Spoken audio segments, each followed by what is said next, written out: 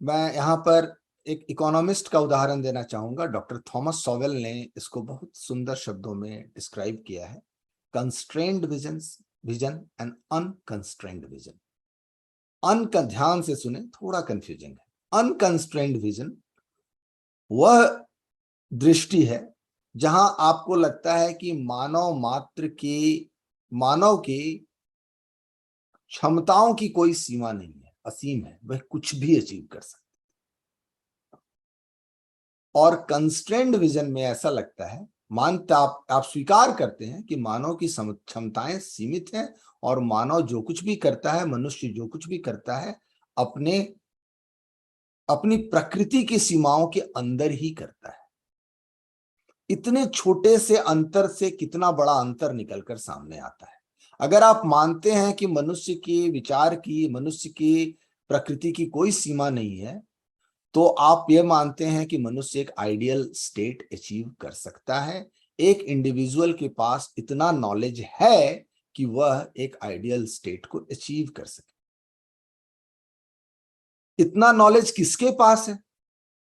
तो हर किसी को लगता है इतना नॉलेज मेरे पास है, या किसी को लगता है मेरे पास नहीं है तो किसी और के पास है। पर एक बंदे के पास इतना नॉलेज है कि वह पूरी दुनिया के लिए क्या अच्छा है, क्या बुरा है, क्या होना चाहिए, यह डिफाइन कर सकता है।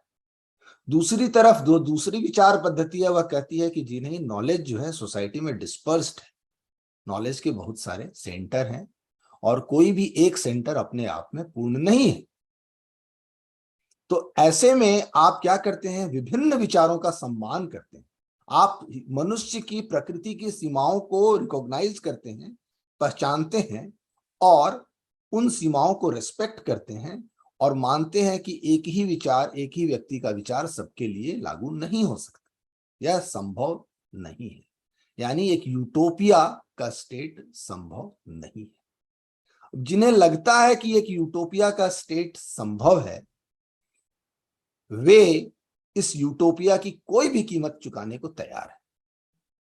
उन्हें लगता है अल्टीमेटली आप जो अचीव करेंगे वह एक यूटोपिया होगा, वह एक परफेक्ट सिस्टम होगा। तो परफेक्शन की तो कोई भी प्राइस दी जा सकती है, तो वे कोई भी प्राइस चुकाने को तैयार हैं। और यह प्राइस वह खुद ही नहीं चुकाने को तैयार है, दूसरों को वह प्राइस चुकाने के लिए बाध्य करने को भी तैयार है। तो अगर 1,00,000-2,00,000 लोग मर जाते हैं या करोड़ 2 करोड़ लोग मर जाते हैं, उन्हें फर्क नहीं पड़ता, क्योंकि वे जो कुछ भी कर रहे हैं अपने सिंसियरिटी से एक हायर गोल के लिए कर रहे हैं। इस विचार प्रक्रिया से इस्लाम निकला है, इसी विचार प्रक्रिया से वामपंथ निकला है।